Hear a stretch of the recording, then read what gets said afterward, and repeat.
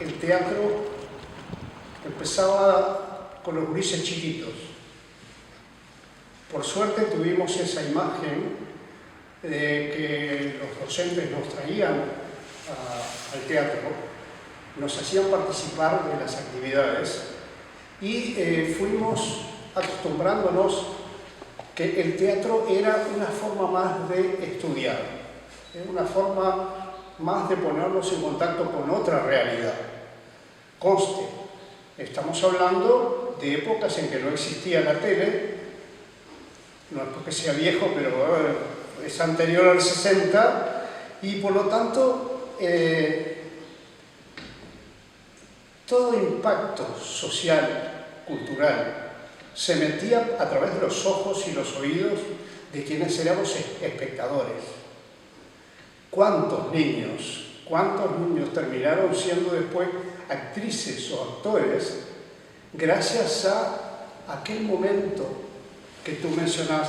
Sí, el primer contacto que tuviste. Quizás yo no te puedo decir cuál fue mi primer día o mi primera experiencia, pero lo que sí, en la acumulación de experiencias, lo que más recuerdo y lo que más agradezco es que el maestro no tuviera que pedir permiso para salir 2 cuadras de la escuela y convertirse en un entusiasta admirador de su ciudad, y donde los chicos aprendíamos más que en los libros, acompañados por la maestra para ir al Anglo, para ir a la plaza, o para ir al teatro de verano, o para venir a un espectáculo en el Teatro Jung.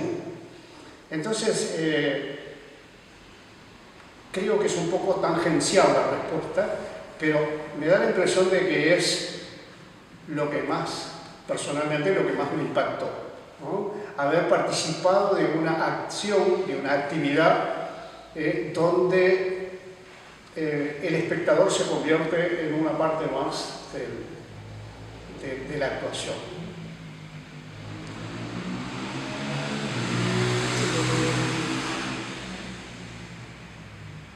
¿Y te acordás, René, si venían a ver obras de teatro o qué venían a hacer al teatro con la maestra?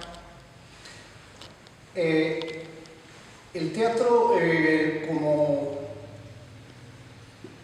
como edificio tenía un uso muy variado. Por ejemplo, cuando yo ocupé la dirección de cultura, en el teatro estaba la biblioteca municipal. En este lugar donde estamos grabando ahora estaba la biblioteca municipal. Entonces era el lugar donde veníamos a atender a los maestros, a los chicos de escuela, a las personas que venían, que eran más lectoras en aquella época que ahora, que venían a pedir el libro para comérselo con los ojos, por supuesto, en un fin de semana, y el lunes venir a buscar otro libro más.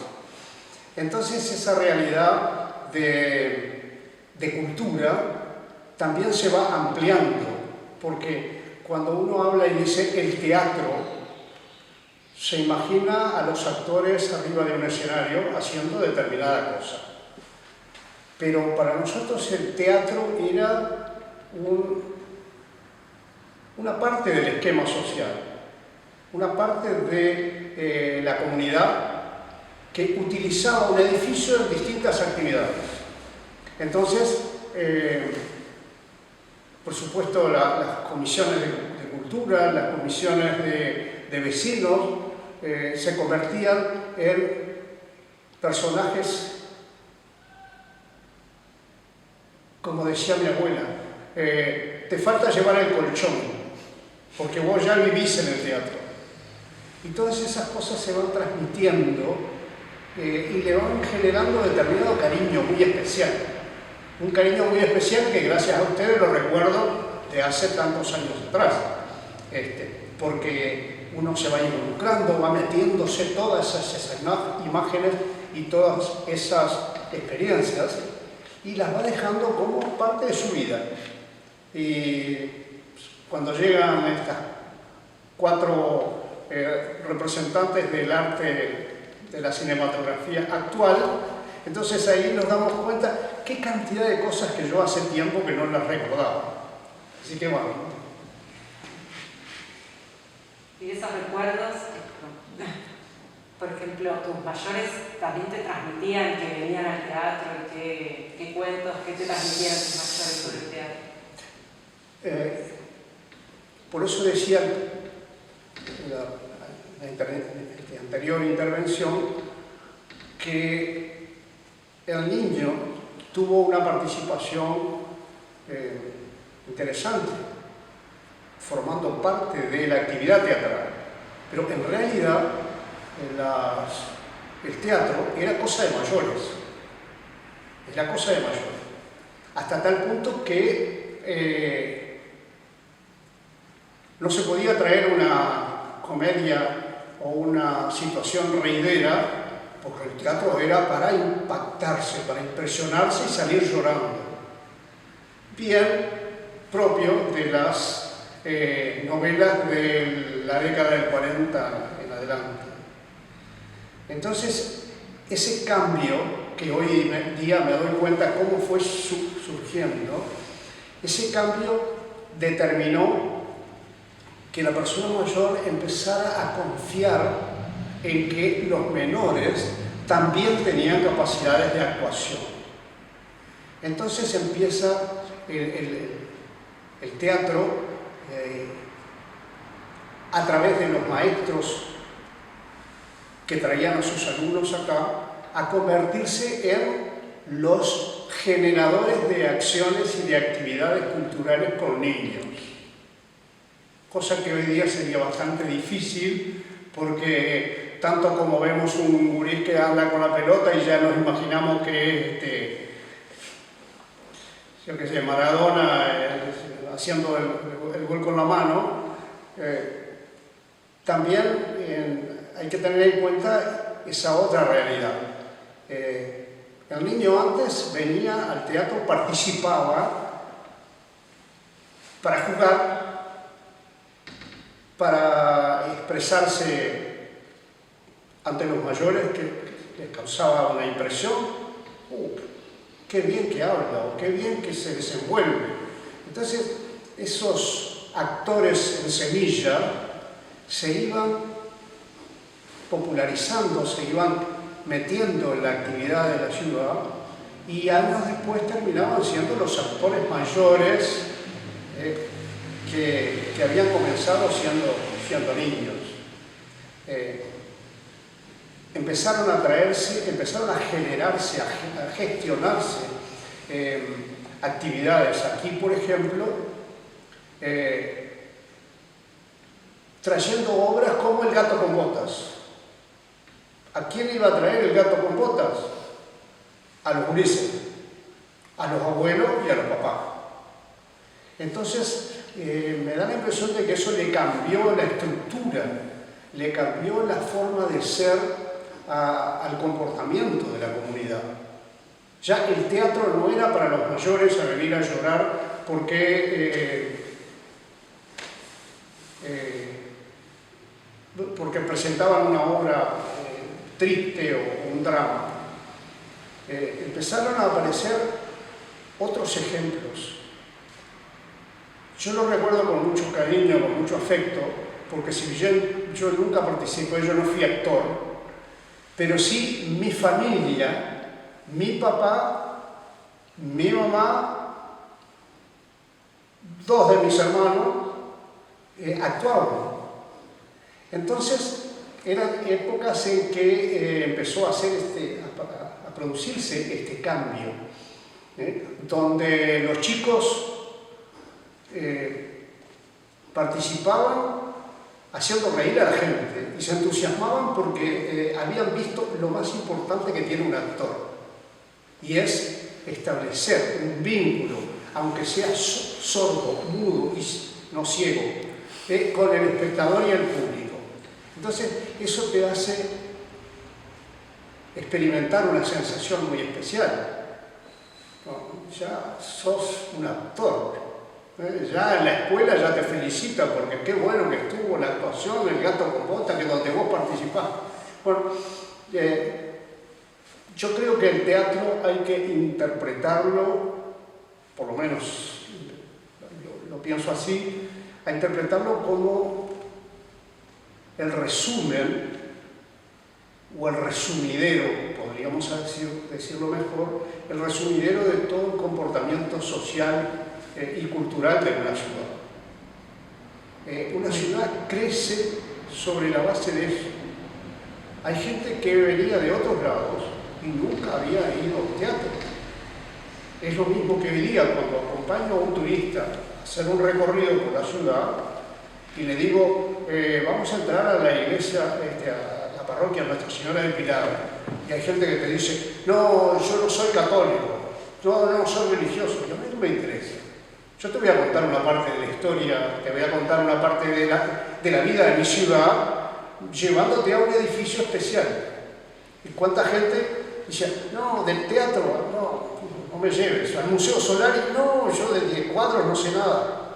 Y terminaban impactados. ¿Por qué? Porque se daban cuenta de que esa idea, mala idea, de deformación, de que el teatro es solamente para determinadas personas, los artistas plásticos son para aquellos que les gustan los cuadros. Entonces ese flechamiento que le va poniendo orejeras a la gente, solamente saben mirar, solamente saben practicar determinado tipo de actividad. Y el resto se lo perdió. Y cuando quieren abordar, si se les va la niñez, si se les va la juventud sin haberlo practicado, ya cuando son mayores, con más razón, que se pierde de todo, ¿no? ¿Podés describirnos un recuerdo que tengas de un momento que lloraste en el teatro y que te reíste en el teatro, hablando de esto de... que puedas describirnos como ese momento? Cuando actuaban mis familiares, como yo siempre tuve la debilidad por las cámaras fotográficas, y yo era el fotógrafo, soy calladito la boca, pero yo era el fotógrafo, así que yo veía la obra desde el principio al final y a veces me aprendía de memoria las cosas Y no hay cosa que te haga reír más o que te haga comprometer más que cuando te das cuenta que el actor está disfrutando, que está enloquecido. Él ya hizo un vínculo con el público y, como decimos comúnmente, se los metió en el bolsillo. Son míos, ustedes son míos, se van a reír. Y teníamos personas mayores, pero con una capacidad de expresarse para generar risas y para generar situaciones que pasan por encima de todo recuerdo.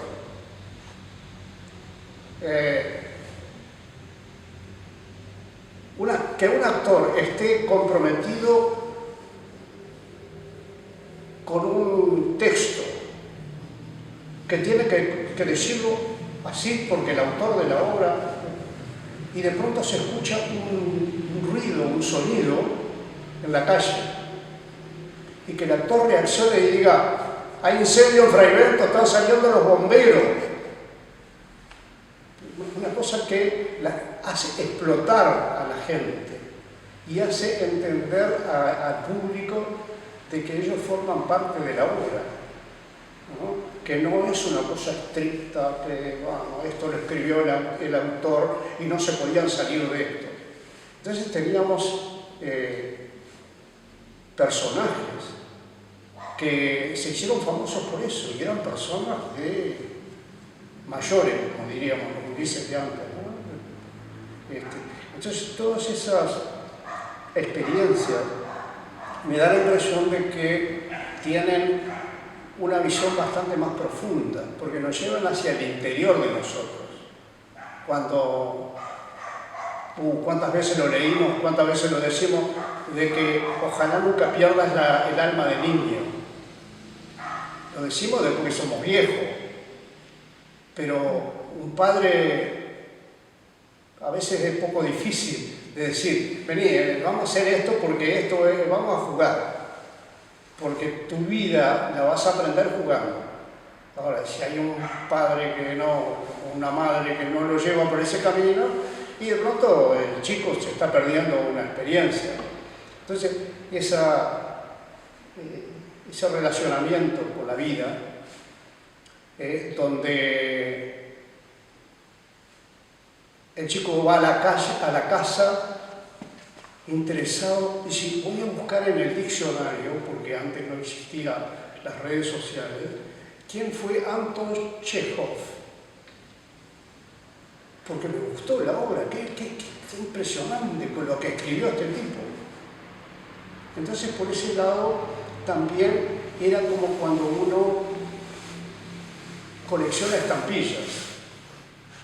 Encontrar una estampilla rara no es un papel, es una historia que hay dentro de ella. ¿De dónde es? ¿Cómo se llama el país? ¿Cuántos habitantes tiene? A ver qué bicho estaba puesto ahí en eso. Entonces el teatro es exactamente lo mismo. El teatro es un motivo de entusiasmarse y de meter, digamos, de absorber cultura en una forma impresionante. ¿Cómo era, René, tu día cuando venías al teatro? De niño, ¿era una experiencia especial? ¿Te preparabas para venir? Mira, en el teatro no, pero yo calculo de que mis padres actuarían de la misma manera. En algunas cosas que he escrito está la historia del kiosco de la plaza. Y una de las cosas que escribía, y que creo que tienen una relación directa con lo que sucedía en aquel momento, en aquella época, es decir, cómo los zapatos de charol comprados recién para ir a ver la banda municipal actuar en la plaza terminaban deshechos, todos rayados, que era el dolor de cabeza de las mamás. Bueno, esa realidad también se puede traspolar hacia el teatro. Es decir, no, vamos al teatro. Hay que ir bien vestido, hay que ir con el traje de los domingos, ¿no? Y con un respeto hacia el ámbito donde vos vas a ingresar y donde vos vas dispuesto a otra cosa. Puedo decir entretenimiento, sí, pero el teatro esconde, tiene entre telones. El teatro tiene cantidad de sorpresas. ¿Por qué? Porque nos está enseñando, nos está metiendo en la mente. Cuando estamos tan entusiasmados mirando eso, estamos absorbiendo esa cultura, parte del señor que lo escribió, pero parte de la circunstancia donde uno ha actuado. Hay algunos ejemplos que los he usado como guía turístico a las personas que vienen a visitar el teatro.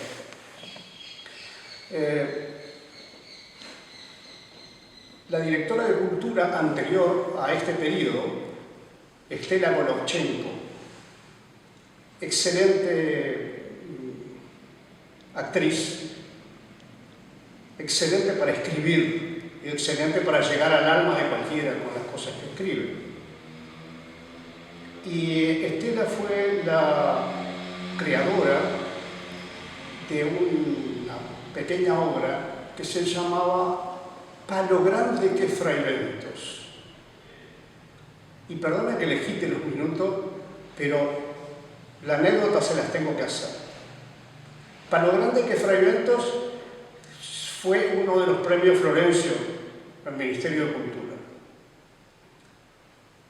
Cuando hablamos de ese título en cualquier otro lugar, lógicamente que nos van a decir, ¿y eso qué tiene que ver? Pa lo grande que Fraiventos. Ese título no pega ni con Poxipol. Entonces, la historia estaba generada en un anecdotario propio de la ciudad. Por eso es que la gente se reía de sus propios defectos. En Fraiventos en ese momento había un señor cuyo nombre no lo voy a contar, no lo voy a decir, que tenía una moto Norton 500. Era excepcional, nadie en Fray Benedetto tenía una moto tan grande, tan preciosa, tan lustrosa. Y el señor, como sabía eso, salía a dar vueltas siempre para que lo vieran, para que la gente lo viera. ¿Qué pasaba? Este señor estaba casado con una señora cuyos atributos, sobre todo los posteriores, eran bastante más llamativos que otras mujeres. Entonces, cuando este señor pasaba con su señora en la moto, dice: ¿viste, vieja, cómo me mira una moto? En realidad lo que estaban mirando eran los atributos de la señora que iba sentada atrás. Esta señora tenía la mala costumbre de tener más de 2 maridos, uno oficial y otros extraoficiales, con lo cual le generaba una serie de problemas a los amigos de este señor de la moto. Y los amigos decían: ¿cómo le decimos que la mujer lo está engañando? No, yo no se lo digo. No, es perder la amistad, más vale que no. Uno de ellos, muy valiente, dijo: yo se lo voy a decir, porque para algo estamos amigos, en las buenas y en las malas. Entonces, lo llama aparte y dice: mirá, dice, yo tengo algo muy delicado para decirte. Si te enojaste, no es la verdad. No, contame, decime. Tu mujer se acuesta con todo Fray Benedetto. ¿Para lo grande que es Fray Benedetto? Eso es lo que a la gente le gusta. Cuando vienen estos visitantes a ver el teatro, se puede llevar la misma imagen que se han estado llevando ustedes hoy, pero sentados en un escenario y que le contemos estas cosas, la gente se va con un pedacito del alma del teatro metido dentro de ellos. Entonces la gente viene varias veces. Hay personas que me dicen: van entrando al teatro, ya los reconozco que han venido 6 o 7 veces, y me codean y me dicen: hacen el cuento de lo grande para lo grande que es Fray Benedetto. ¿Por qué? Porque lo impactó la primera vez, la segunda, la tercera, la cuarta y la quinta vez que vino. Entonces, por ese lado, he hecho me he desviado un poquito de estas respuestas concretas y específicas que ustedes hicieron, porque apunto a eso, apunto a que ustedes entiendan, y los que estén viendo este trabajo terminado, que entiendan que el teatro va mucho más allá que un edificio. Ok. Es que es re importante. Yo ahora quedé colgada en eso que estabas diciendo o sea, no son solamente los recuerdos visuales que uno tiene a veces de un lugar, sino el recuerdo colectivo. Esto de que vos contás, de que te pedían de que contaras otra vez el cuento capaz que no era que le diera gracia otra vez o sí a la persona, sino el ver a los demás reírse y generar esa cuestión colectiva también. Es verdad. En general, lo tengo como experiencia. Cuando vivía mi mamá me decía: no hagas estos cuentos, quedan mal, quedan feos. A mí no me interesa. Si lo que la gente vino a buscar es eso. ¿Vino a comer? No, puede comer en la casa. ¿Vino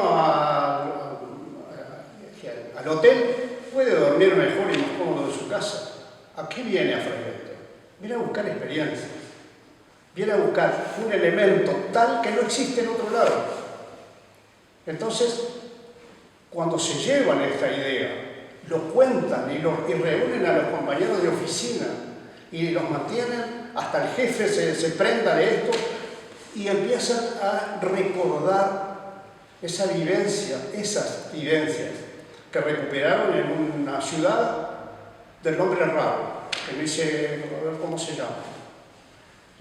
Así que yo creo que sí, que hay un colectivo que comparte el teatro con su función pública, con su función de persona a persona. ¿Y vos pensás que esa cuestión es característica de cada teatro o de que es una cuestión que los teatros tienen como esa función en general? O sea, como que esto se repite en los demás teatros. Es perfecto, te entiendo la pregunta. El teatro es un edificio y lo que se le mete adentro que son las obras de teatro. Lo que hace popular, lo que hace querido, lo que hace desear estar en el teatro es la experiencia humana. Si vos haces una actividad que aburra, que no cuente, que no haga ese cuento de la señora que le metía que lo engañaba al marido, y la gente empieza a mirarte, y si vos los mirás, nadie quiere perderse el final de todo eso. Y te convertís en el actor, en ese actor que la gente con los ojos te está pidiendo que sigas hasta el final de eso. Y después se levantan y aplauden y gritan. Al fin y al cabo, ¿con qué lo hicieron? ¿Con una obra? No. Lo hicimos con una simple visita a un teatro, sentados en la platea, con 25 o 30 personas. Entonces, yo creo que cada una de las ciudades que tiene un teatro no necesariamente se comporta de la misma manera. Hay gente que dice, no, el teatro es para esto. Y lo mantienen como que si fuera un paquete de regalo, con moño y todo. Y si le tocas el moño, se te enoja. Cuando en realidad el teatro debería ser el paquete que te lo dan así y que vos le rompés el papel y el moño se va a cualquier otro lado porque vos querés ver lo que está dentro. Esa vida que está dentro del teatro solamente depende de los que trabajan en el teatro, de los que comunican. Atrás de cada locura hay un loco. Si no hay un loco, se terminó el teatro. ¿Por qué? Porque no hay transmisión de sentimiento. ¿No? Entonces, vos podés decir, sí, perfecto, qué divino que estuvo, bárbaro.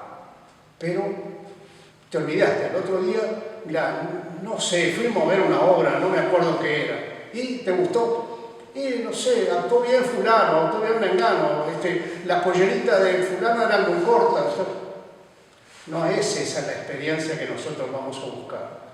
Y creo que en la inteligencia de las personas que manejan este ámbito cultural específico, que es un teatro, lo consiguen solamente siendo locos. Y con esto, con todo respeto, locos en el sentido de desprenderse de ese sentimiento que tengo. ¿Y por qué yo voy a estar contando si quiero hacerles entender la visión que yo tengo de un teatro, de este teatro? ¿Cómo puede ser de que yo me refugie en la historia? En lugar de contar cosas de ahora, no, estoy trayendo nombres de personas que ya no están, de Carlitos Burso, que era un veterano impresionante, el tipo solamente con mirar y mover los ojos, la gente se reía solamente de verlo aparecer en la escena. El Gordo Amaral,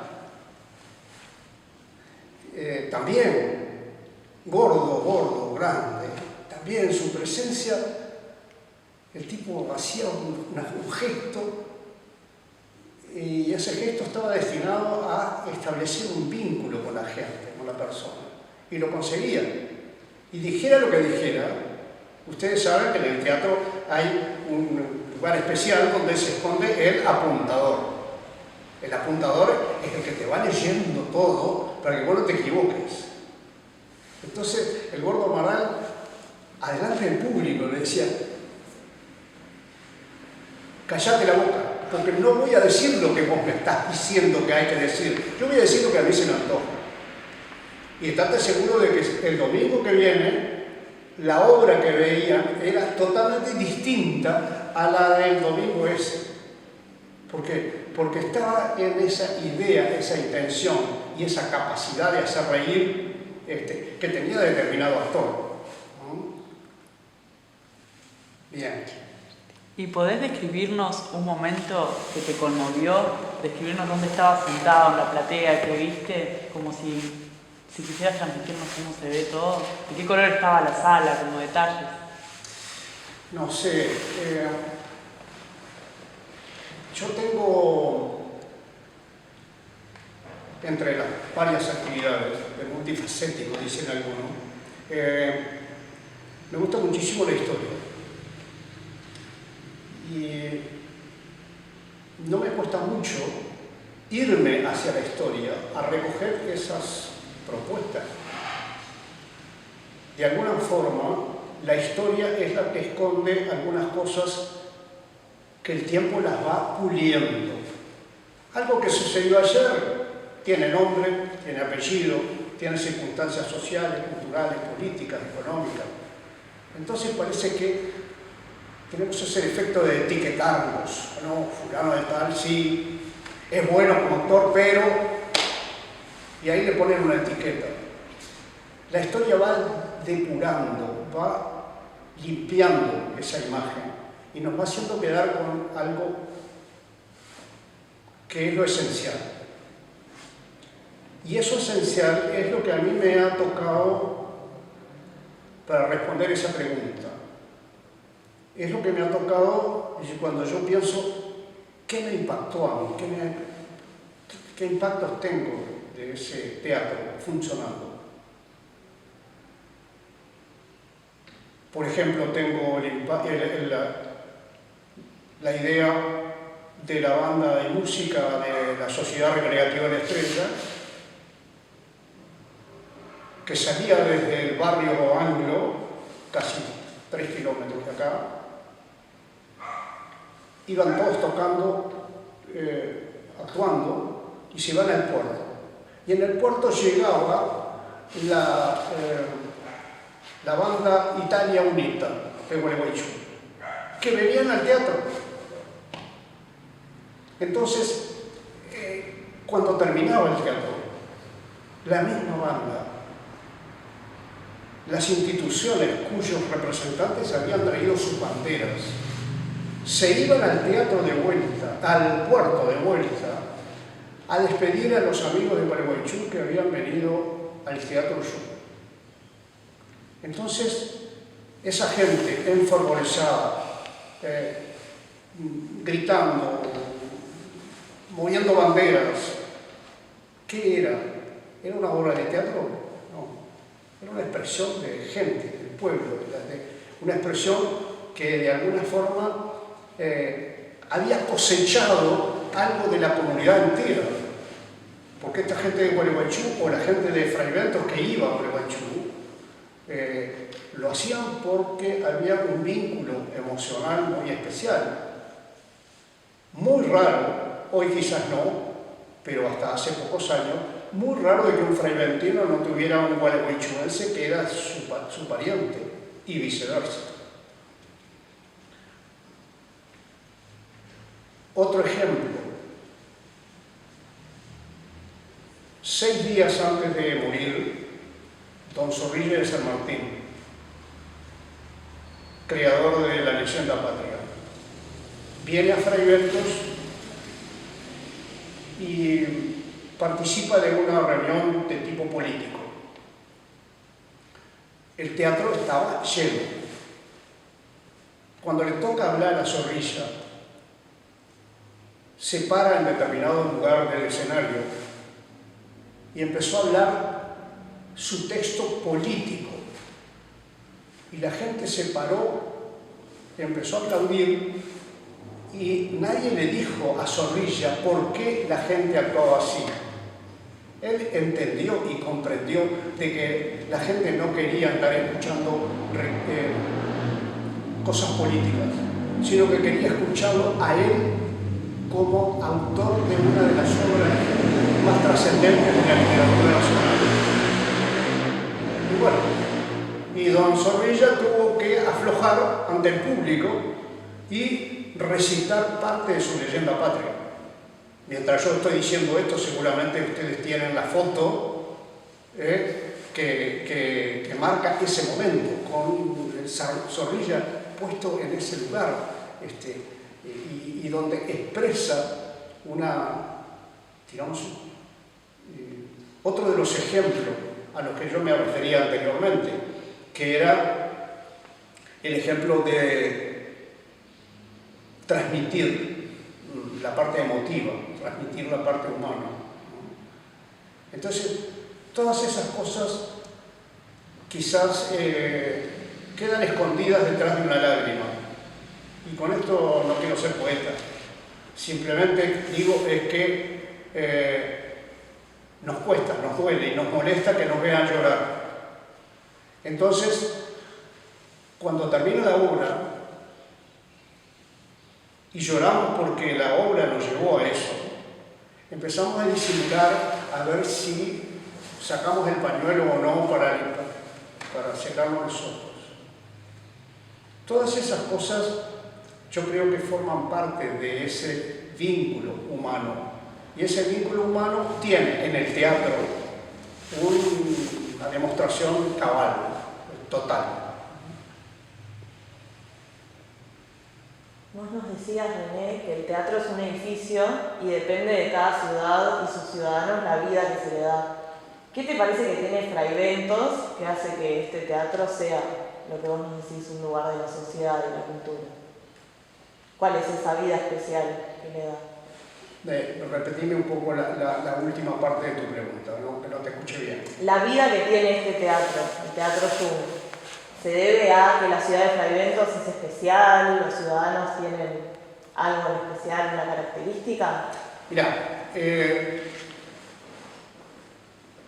las instituciones son las que quedan, los edificios son los que quedan, pero los locos que hacen funcionar esto son pocos. Lo peor que nos puede pasar es que nosotros perdamos un poco la cordura y seamos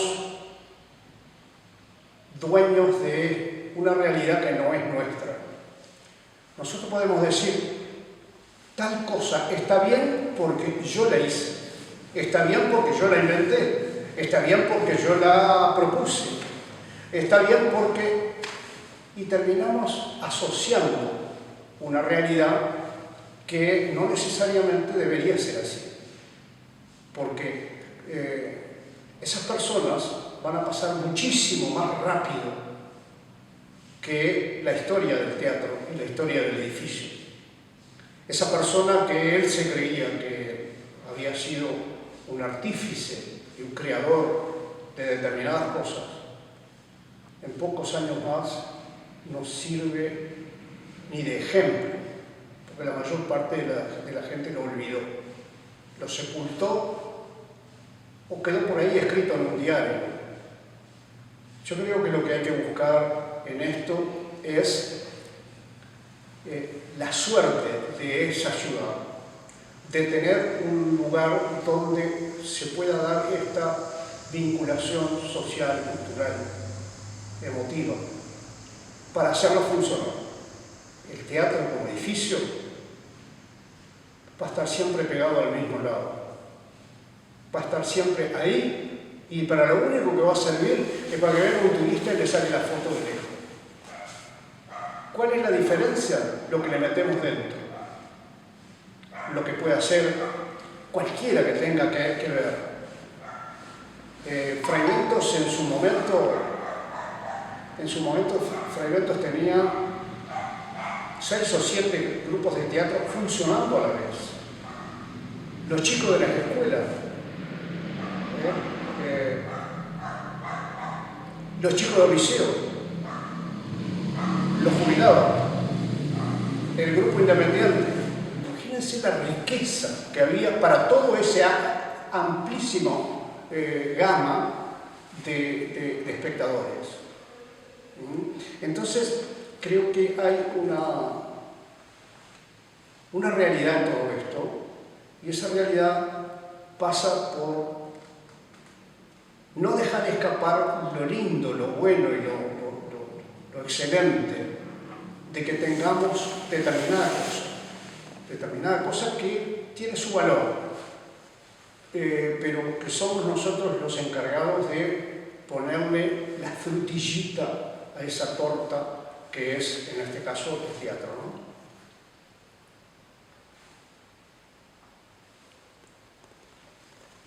¿Y tenés alguna foto? Vos en un momento mencionaste que eras el fotógrafo de los familiares y que te sentabas en algún lugar en particular. ¿Tenés alguna foto que te acuerdes o podés describirnos alguna foto que hayas sacado? Puedo tener,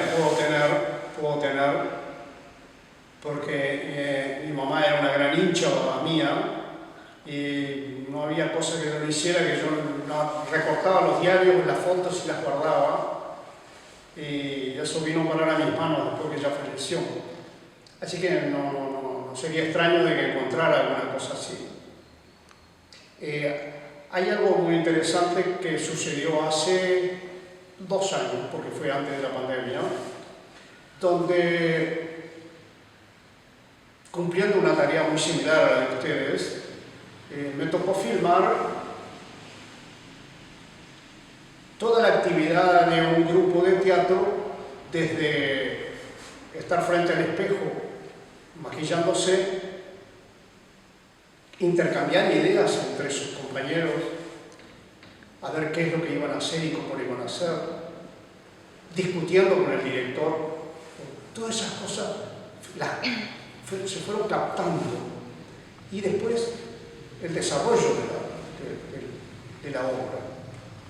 Entonces, quizás esas son cosas, permítanme pedirle permiso al director del grupo de teatro en su momento, y creo que puede ser también un ejemplo del teatro vivo, porque lo van a ver ustedes, o el público que vea la obra, el trabajo de ustedes, lo van a ver funcionando.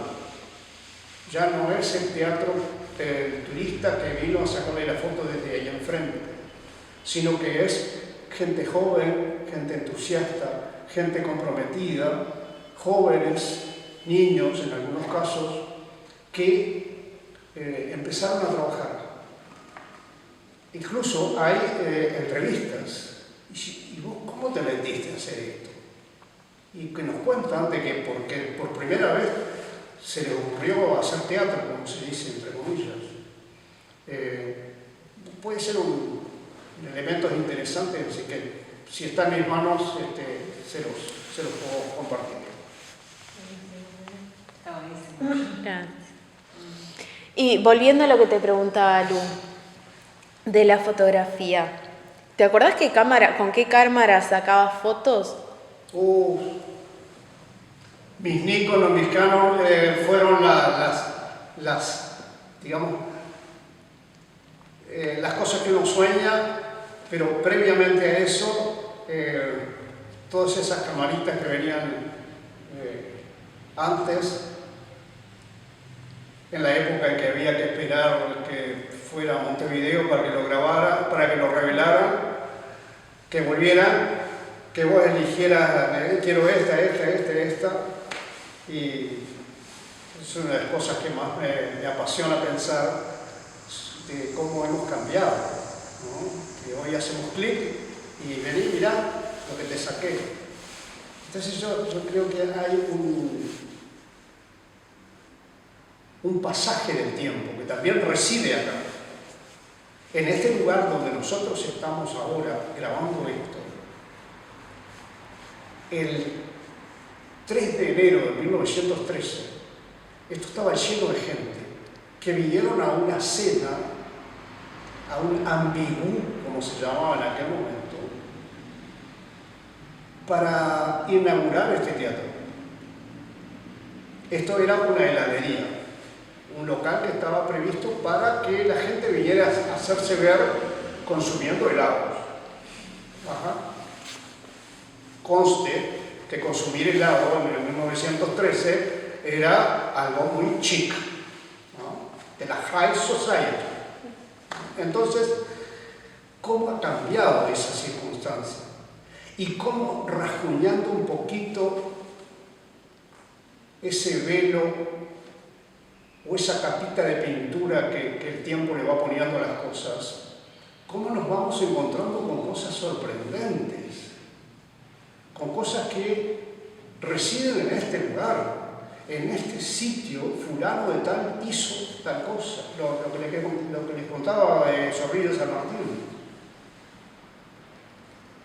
El ejemplo de la abuela de mi esposa, doña Natividad Villalba Airari, cocinera el día que se inauguró.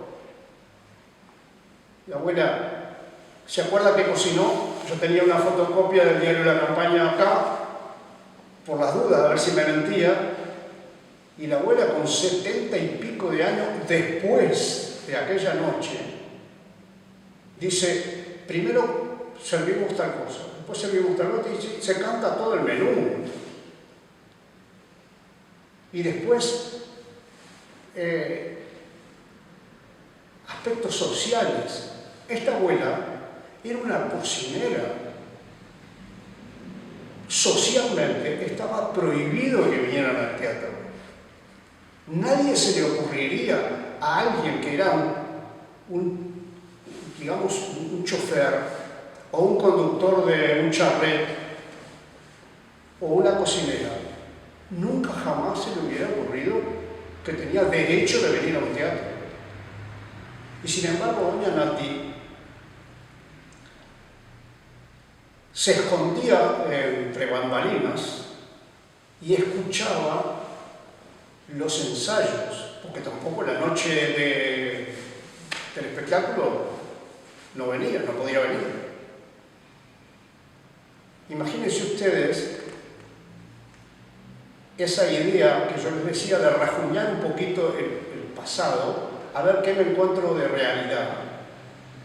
Cuando la abuela me decía, sí, me acuerdo que vino un negro grandote, y disculpen, pero era la forma de decirlo, negro porque era negro, y no porque tengamos que venirnos al presente para decir de que eso es una mala palabra.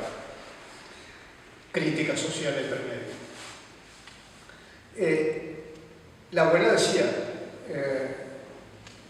el actor, acá vino la obra que presentaron la noche de la inauguración, fue El Conde de Luxemburgo. Y el actor le cantaba a la actriz, se arrodilló, lo tomó de sus manos y le pedía por favor que le diera un beso. Y ella le decía de que los besos gratis no se los iba a dar, que primero se casaran y que después le iba a dar el beso. Y la abuela, ya te digo, 70 años después, dice, ¿querés que te lo cante? Decía, no, eso es demasiado. Ustedes lo van a poder ver, porque tuve la gran suerte de hacerle una grabación y ustedes lo van a poder meter y lo van a tener que mechar en esto. A la abuela, con 70 años y pico después de la inauguración de enero de 1913, cantando una parte del área del Conde de Luxemburgo. Y todavía disculpándose, y dice, mira, mi hijo, dice, antes la sabía mejor, dice, pero ahora estoy como para cantarle al carnero. Diciendo algo así como que dentro de un poquito se iba a morir. Y realmente, pocos meses después falleció. Entonces,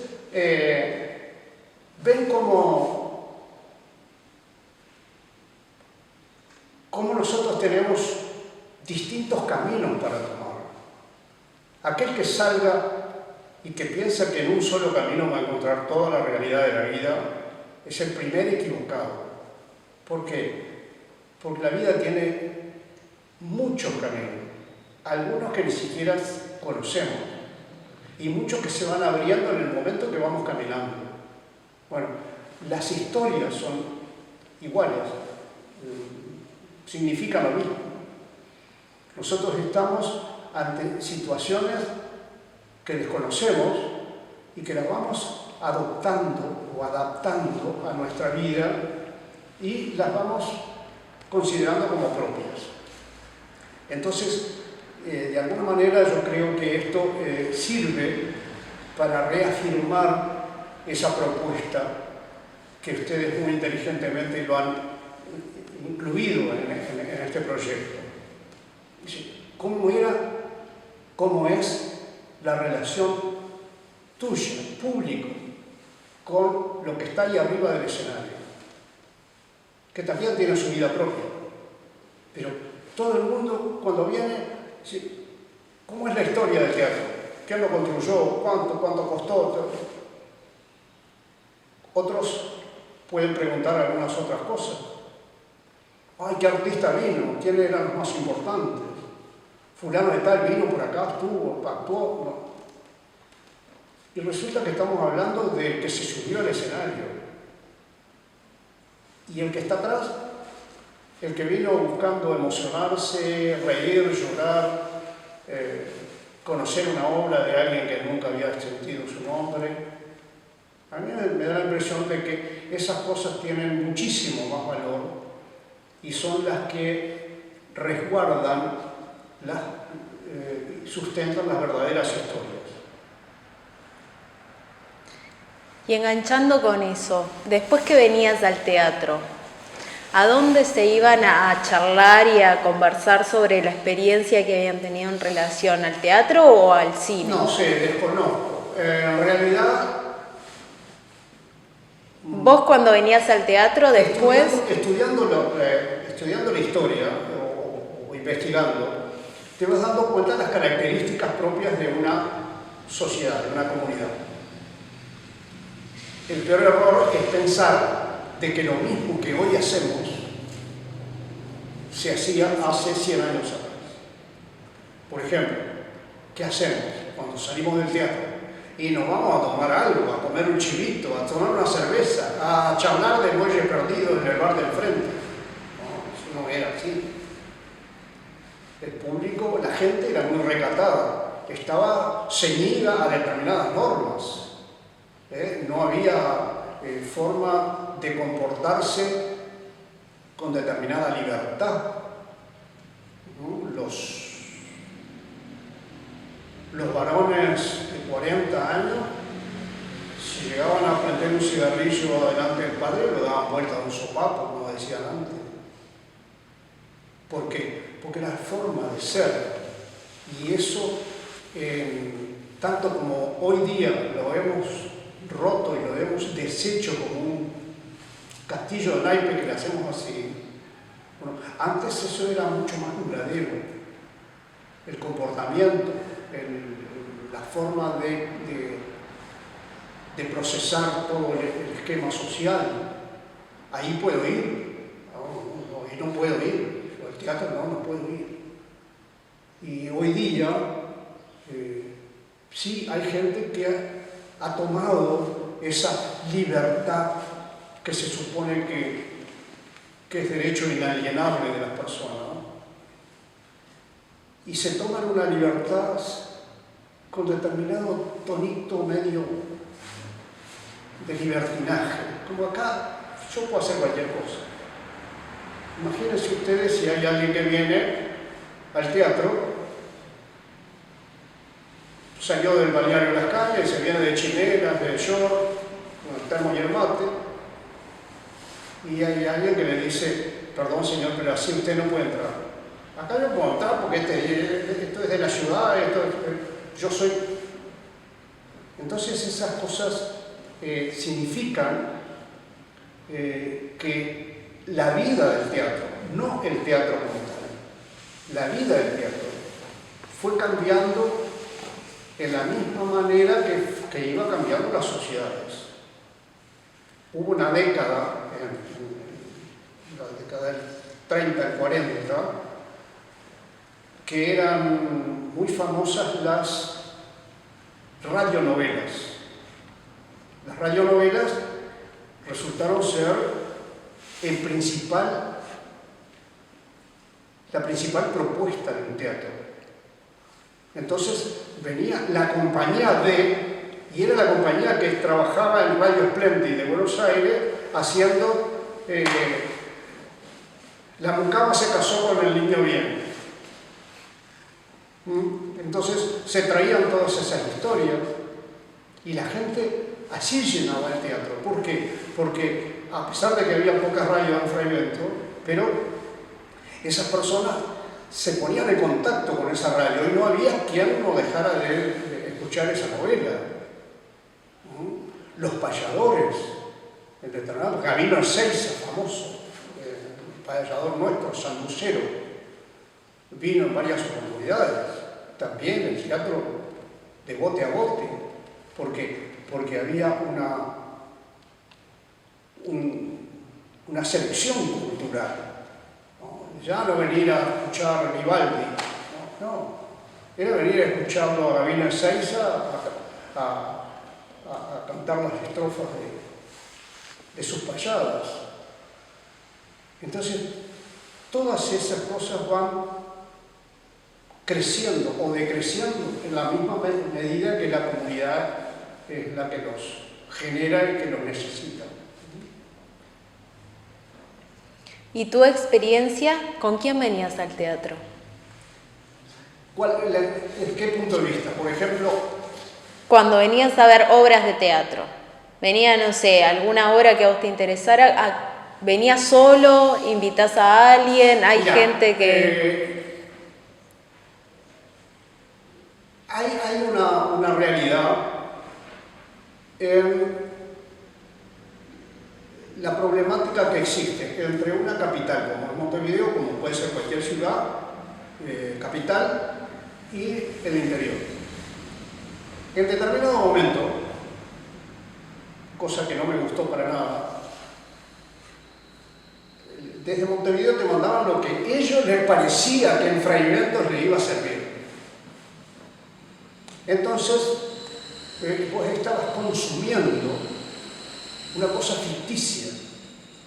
De pronto estabas consumiendo la actuación de un trío, de una orquesta, que en Montevideo sí andaba bien.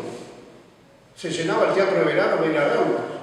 Y sin embargo en Fray Bentos no le movían un pelo a nadie. Pero esas realidades, por eso te digo, tienen que ser acompañadas por la necesidad de la comunidad. Muchas veces las autoridades que manejan distintos ámbitos, como por ejemplo la cultura, deben obligatoriamente estar al tanto de eso. Esto en Fray Bentos va a marchar y esto en Fray Bentos no va a marchar. Entonces, el Ballet del Sodre. Sí, pero el Ballet del Sodre resulta que ahora precisa un escenario de tantos metros por tantos metros, no entran en el escenario del Teatro Schumann. ¿Y por qué no podemos traer un dúo o cuatro que le muestren a la gente lo que es el ballet? Entonces, todos esos detalles van significando también esa necesidad de enseñar. El teatro tiene que partir de una base. Yo quiero enseñar, yo quiero demostrar a la gente que acá, atrás de esta obra o atrás de esta actividad, hay alguna cosa que le va a generar una apertura mental, una apertura, digamos, cultural, y que la persona que salga cambiada. Yo tengo esta máxima, por así decirlo, con respecto al museo. Alguien me enseñó una vez: si el que entra al museo sale de la misma manera que entró, cerrarlo al museo. Traer una obra horrible que la gente no le guste, no la interprete o no sepa cómo vincularla con su vida propia de ese momento, y significa frustración. Al contrario, en lugar de aplaudir, estoy criticando durante 15 días por haber tenido que pagar una entrada por algo tan malo o algo que no me gustaba. Así que no es una crítica, sino que es una realidad. La realidad se basa en las necesidades culturales que tenga una población. Una gira de alguien que venga de Montevideo y porque resulta más barato lo mandamos a Colonia, de Colonia lo mandamos a Soriano, de Soriano lo mandamos a Fraiventos, de Fraiventos a Paysandú y ahí se va a Montevideo de vuelta. Vos sabés a ver cuáles son las exigencias culturales que tiene cada una de esas localidades. No. Le estás dando un enlatado, le estás dando un producto hecho y vos recibilo. Si te gustó, te gustó. Si te emocionó, te emocionó. Pero está, nosotros vinimos a hacer esta obra acá. Entonces, por ahí el manejo, desde el punto de vista de la gestión, en este caso de un teatro, pasa por eso, ¿no? Pasa por convertir el teatro en un elemento más, en una herramienta más para cooperar con, digamos, con la forma de ser de la gente y con su cultura. ¿Vos pensás que este teatro está en el sentir de la gente de esta comunidad, incorporado, arraigado, que se sienten orgullosos de alguna manera? El teatro no hay duda de que ha ido perdiendo, no por culpa de nadie, pero sí como consecuencia de nuestras costumbres culturales actuales. El teatro ha ido perdiendo no su esencia, ha ido perdiendo su cliente. Sea como sea, tenés que venir a hacer cola, a sacar la entrada, tenés que ir a tu casa, tenés que tomar un mate apurado, comer antes o comer después. ¿Por qué? Porque exige una planificación. Existe una necesidad de que vos pongas tu tiempo para prepararte para ir al teatro. ¿Cuántas personas de esas que recién aprontan el mate con la patrona dicen, che, vamos a ir al teatro, ¿por qué no nos quedamos a mirar la película? Perdimos un cliente, perdimos un entusiasmo, perdimos un interés, perdimos una concientización de tipo público. La gente se va acostumbrando, es más fácil consumir eso, a pesar de que sabemos que no es de buena calidad, pero es la comodidad. Estoy en casa, con el whiskycito acá, con el termo y el mate. No me vengan y venir a cambiarme y a ir al teatro. Entonces, yo creo que la experiencia del teatro, por el hecho de que alrededor del teatro hay gente, esa gente forma parte de un núcleo social. El núcleo social tiene algo que nadie lo puede negar, que es el cambio cultural rapidísimo. Entonces, es muy difícil que el teatro se pueda acomodar para poder hacerle frente a otras realidades de consumo, como el cine, como la televisión, como la comodidad de pedir una pizza y quedarte en casa tranquilo. Entonces, yo no creo que el teatro haya perdido su esencia. El teatro lo que ha perdido es determinado tipo de público. Y extraño de que no pasen aquellas épocas lindas donde los gurises de la escuela venían más seguido. Y en tu sentimiento, en tu vida personal, ¿qué significa este teatro? ¿Qué significa este teatro para ti, en tu vida, en tu sentir, en tu trayectoria personal? Me haces una pregunta donde me tengo que formar, me tengo que interpretar como yo formando parte de algo. Y no es así.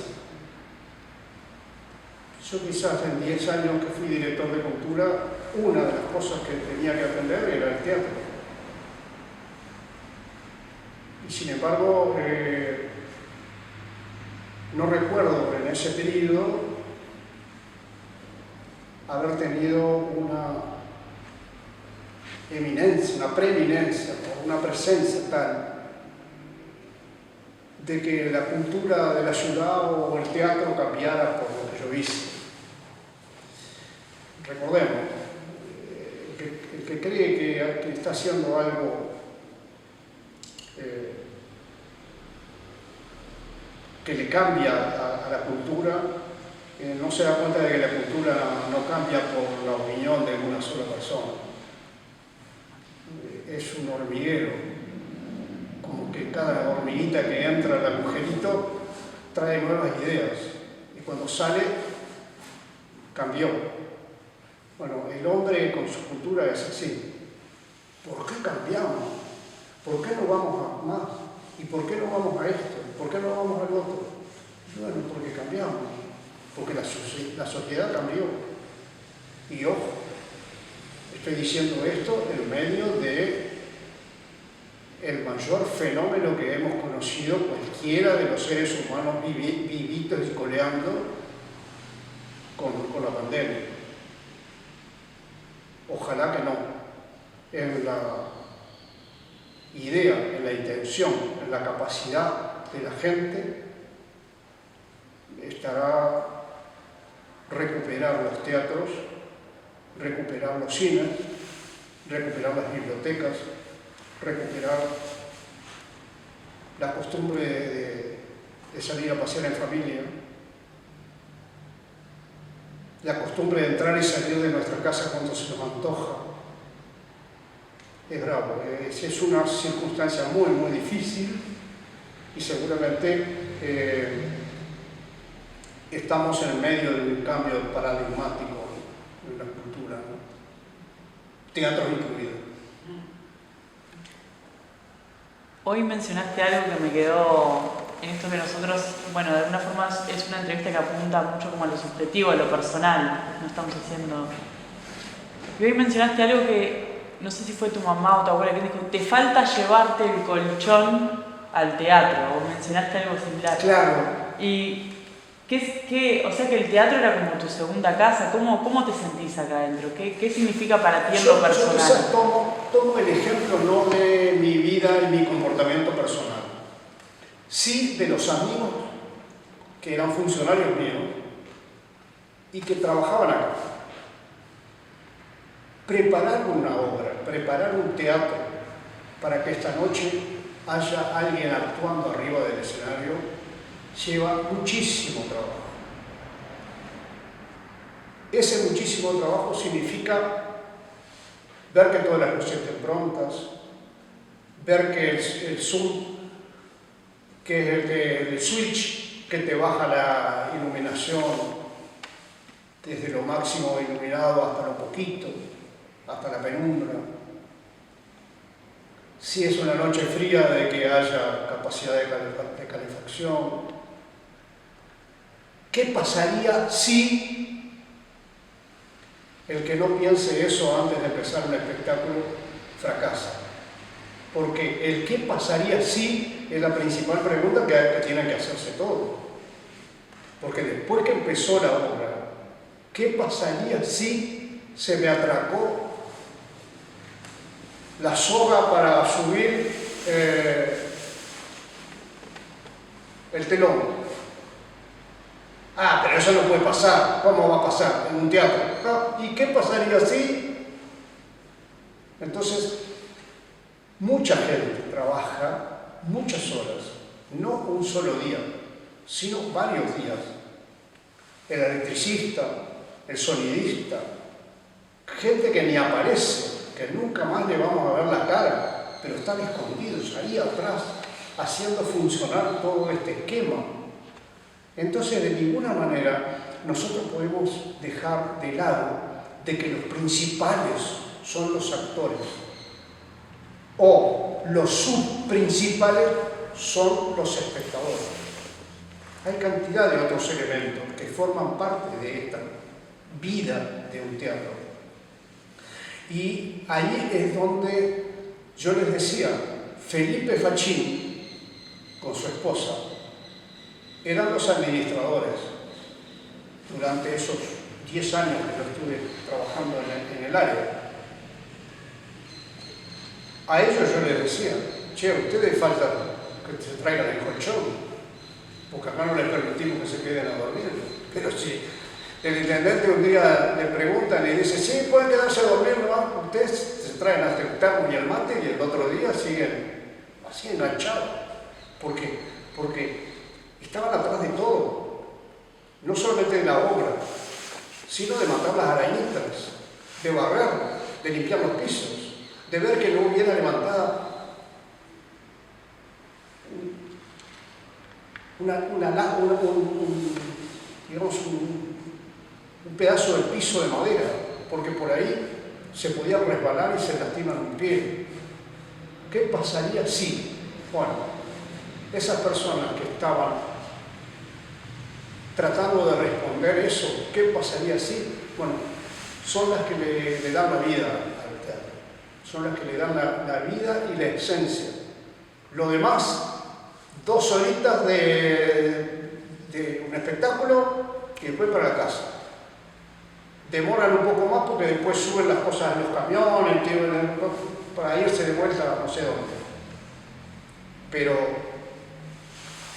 el que hace querer al teatro, que se da cuenta y que habla con el arquitecto, dice, mire que vi con la lluvia fuerte del otro día una mancha de agua que esa persona que se dan cuenta de eso es porque tiene metido el teatro acá adentro.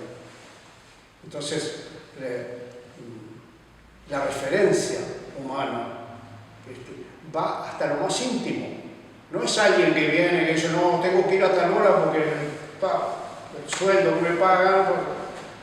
Cuando no, que también lo vi pasar, personas que te dicen, sí, para lo que me pagan, bastante con lo que hago. Entonces venía un rato antes de empezar la actividad. Críticas, sí, quizás sean críticas, pero son realidades. Esas realidades que nos llevan hacia lo que decíamos recién. El hombre es el principal elemento. El hombre con su cariño, con su esfuerzo, con su dedicación, con sus ideas, con su presencia. Todo eso, agréguenselo a la torta que estamos haciendo y ahí nos vamos a dar cuenta de que el teatro no es solamente un poco de harina, huevo y agua. René, yo te quería hacer una pregunta. Como una persona que trabajó muchos años en el departamento de cultura, museo, ¿crees que al ser niño, haber venido al teatro, a la biblioteca, tener padres artistas, te marcó tu camino? Que si no hubieses vivido eso, tu vida sería distinta. Sí. A mí me parece que el niño es el primer elemento social al que hay que prestarle atención, en ese sentido. Ustedes son jovencitas, así que yo no sé si tienen la experiencia de una abuela diciéndole cómo tienen que criar su hijo. Entonces te dice, sí, porque esto tenés que hacerlo así, tenés que hacerlo así, porque tenés que darle la leche así, la leche así. Son significados muy especiales, porque la forma de comportamiento de la sociedad nos lleva a ese cambio constante. el cambio es profundo. Entonces, mentira de que un día es igual a otro.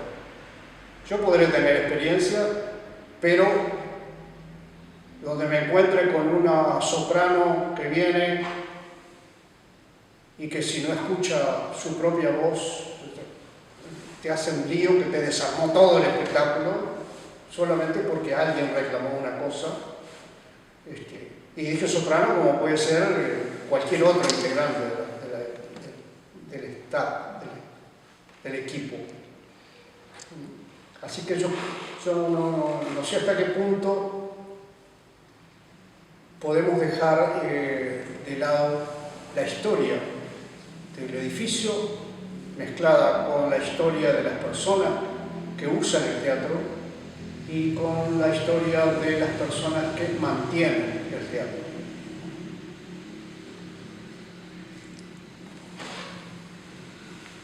Estamos en la hora y media, no sé si quieren alguna pregunta más, pero capaz que vamos redondeando, no sé cómo estás vos. ¿Estás muy cansado? ¿Cómo vas? Yo quería empezar a despedirme porque hoy es el cumpleaños de mi señora, así que me va a decir por qué. Pero tendría que sacar una foto para decir, mirá, eran 4 nada más. Me tenían acorralado. No cancelo, eran 4. Ay, René, no teníamos ni idea. No sabíamos. No. Bueno, No, chicas, igual, me gusta apoyar a la gente que trabaja, ¿no? Cuando hay gente joven volcada a cosas que parecen serias, es porque son serias, ¿no? Son serias las cosas. ¿Cuánto les van a preguntar a ustedes por qué eligieron ese tema? ¿Qué hay de esto? Otros hubieran elegido a ver por qué Suárez hizo menos goles el año pasado que este gol. Ustedes están metidas mentalmente en una necesidad, que es la necesidad de recuperar y mantener todo esto. Los teatros, los comportamientos de la comunidad son importantes para la vida de la propia comunidad, para nuestros gurises y para los nietos. Entonces, aquel que esté alejado de esas realidades debería sentirse culpable de que está siendo responsable de matar a esa realidad. Porque ya nadie habla de los teatros. ¿Y para qué vamos a hablar de los teatros? Vamos a elegir otro tema que sea mejor. Entonces, que ustedes se hayan metido con un tema de esto, estoy seguro que no es porque dijeron vamos a ganar tal concurso.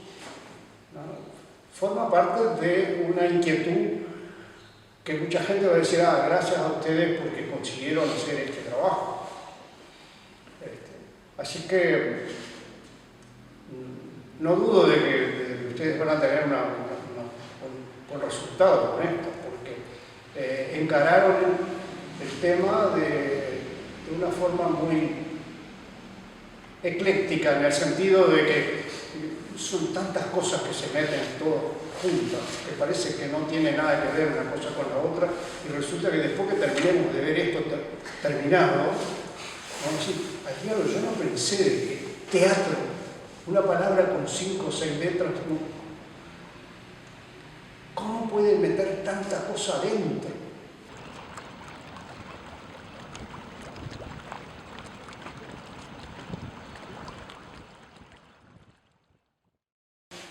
Tiene la mitad de mi corazón, como yo le digo a mis turistas, ustedes tienen la mitad del corazón. Si quieren la otra mitad, tienen que volver otro viaje a ver. Como acá. vamos a volver.